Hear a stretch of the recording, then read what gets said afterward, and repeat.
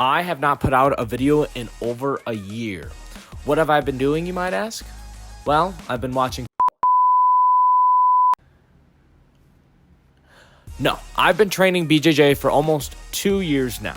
I have put most of my white belt skills on display for you guys, whether that be competing, messing around in the gym with other teammates, or recording videos with other influencers.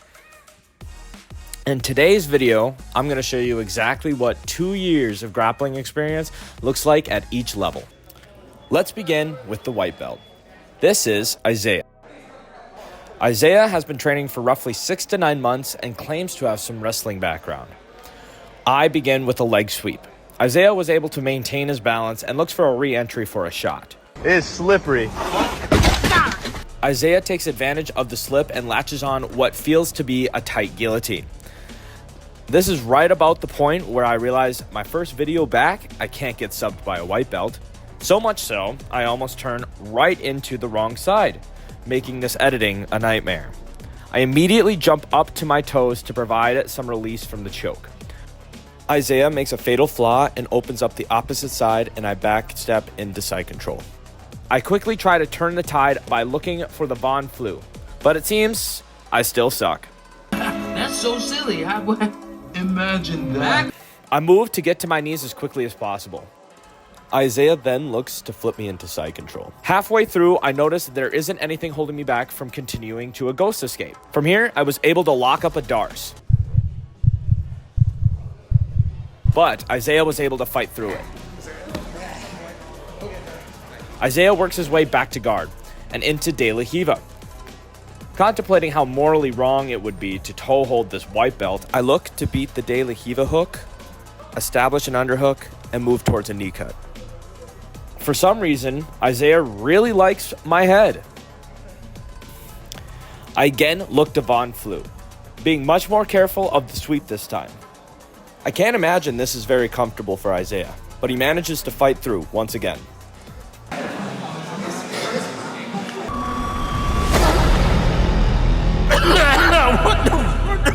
Yeah, I give up on Von Flus. I transition to the knee mount, then to mount. I miss a mounted triangle attack, and we mess around in turtle for a bit. It's supposed to be a blue belt, but it looks like he's being a bottom for a Playboy edition. Are you talking shit right now? You can hear it in the replay. We then wrestle up. I hit a duck under, and that's where we finish the round. Got a gas tank, bro. Don't wrestle this dude. Don't wrestle. It was a little better than I was expecting. You know, that guillotine attempt right away was pretty good. You know, I was hoping to get at least 1 or 2 taps out of the man, but you know, you can tell he does some wrestling. It was a good round, and well, it's only gonna get tougher from here. So, moving on to blue belt, meeting Connor. 2 years of training underneath his belt, and he competes occasionally, most recently at IBJJF in Chicago.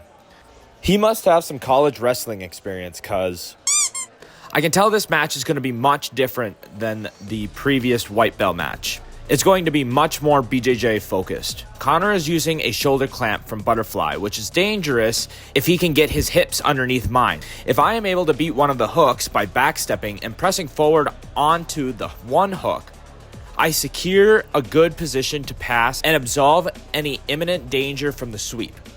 From there, I can switch my hips to reverse ride and push his knee shield away and secure a pass. He does manage to get back to guard, and in a desperation attempt, I try to push his knee out from underneath me and secure mount. Risky, I know, but hey, I'm a risky man. Having missed my target, I knew I was in a bad position to be heel hooked, calf slicered, or have my back taken.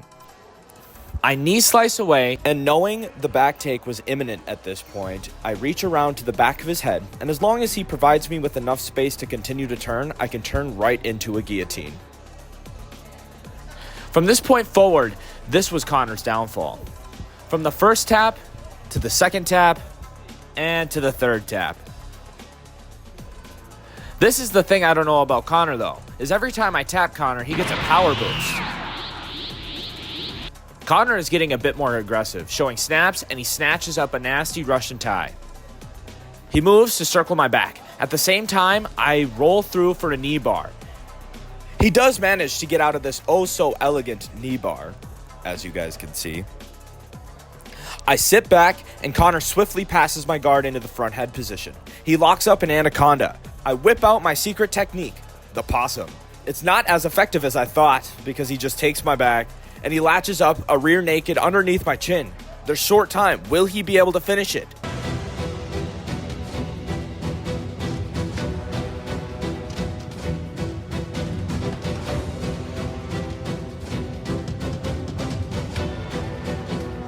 I work my back to the mat and turn into him to stay safe from the choke.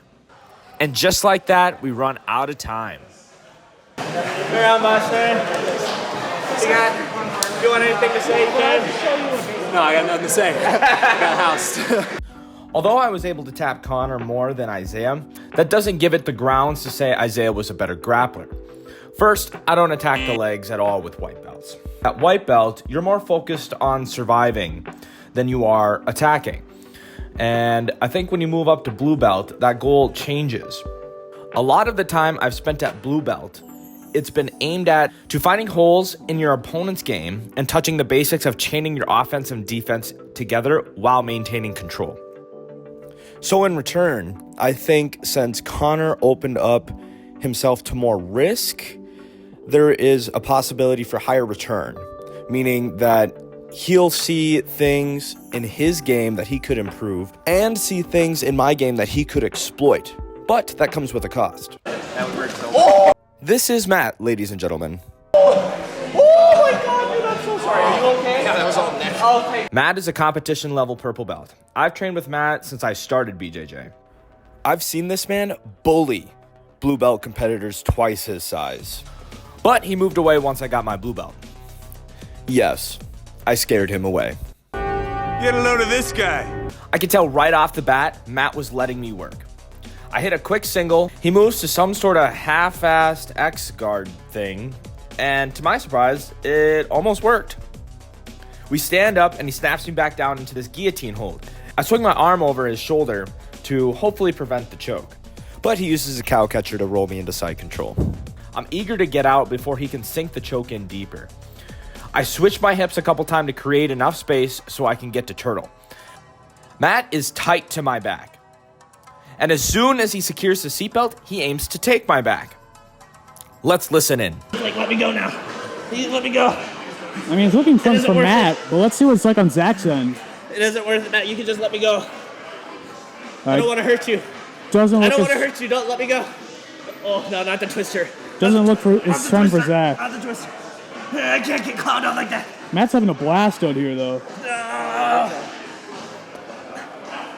They're only one belt apart, but you wouldn't think so. No, keep that hand on that side. Okay. Yes. Okay. I need a chiropractor appointment. A modified twister. Modified twister. Just You can just be nice. You don't have to. You don't have to. See, that works so much better than the modifier. I let him. That was a freebie. Matt overflowing with confidence after that display. His true nature surfaces. Woman, you're way too close! I hit a quick body lock toss and then a trip as he gets back up. You can tell Matt's having a good time. After failing to maintain top position, Matt works back to the front head. I desperately try to fight hands, but I'm forced to roll through not just once, but twice. Then finally, he gets me with the Darce. Starting from top this time, I go for this jumping Kimura thing, which leads, I don't know, it was weird. that was pretty close. Matt starts working on a shin guard. I try jumping for a spinning toe hold. I lose the hold but maintain control over his foot. I readjust and re-attack. But as soon as I get close to finishing, Matt just swats it away. I look to stay on top. And just as it seems to move in my favor, Matt just pushes me away. Oh, no. No. You didn't have to do that.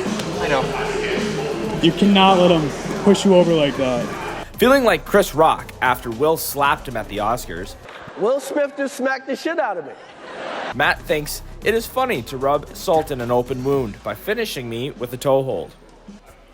As we wrap up the final moments of this round, I'll leave it to you guys. What do you guys think was the biggest difference between me and Matt's game? And what else do you think I could improve on to hopefully level the playing field in the future? Let me know in the comments.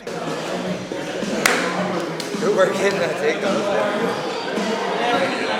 Oh, the rest of it sucks.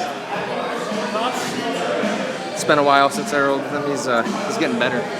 Wow. He's getting better. Wow, did you guys hear that? That never comes out of his mouth. I think it might be the 15 pounds he put on since I last saw him. Hey, He's man. been hitting the gym. This is proof. Strength matters. Hey, whoa. Strength matters. He fails to mention he put some weight on too. He's got a tummy. I'm just fat. Still 185.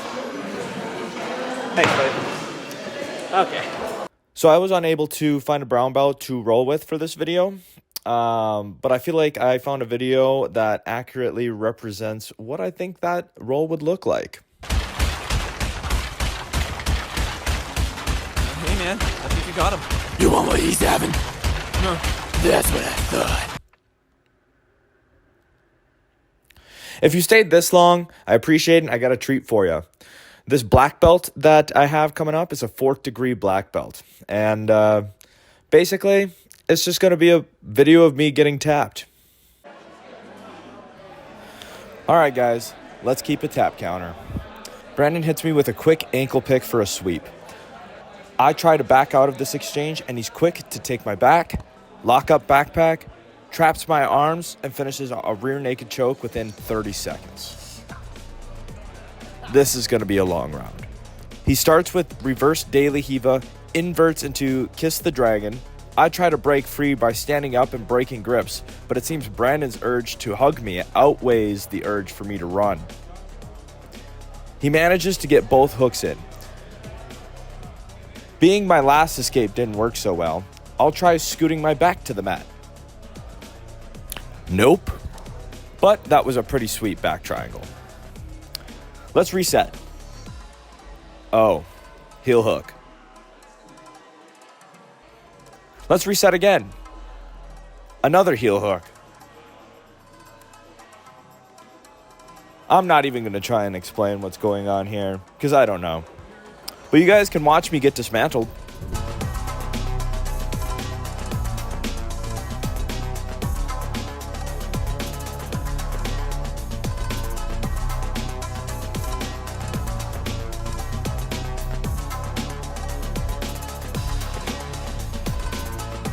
If I had to put into words how I was feeling at this moment, it was completely helpless and a very slow but certain crushing death.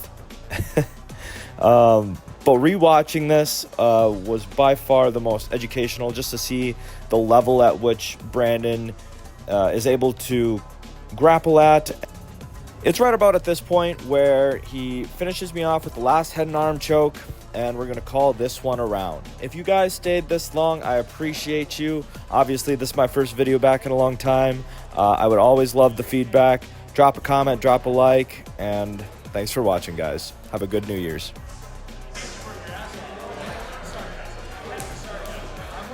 That was rough. That was really rough, you know. But you know what to expect. Failure is just a roadblock in the way to success, right? So, again, Brandon, thank you.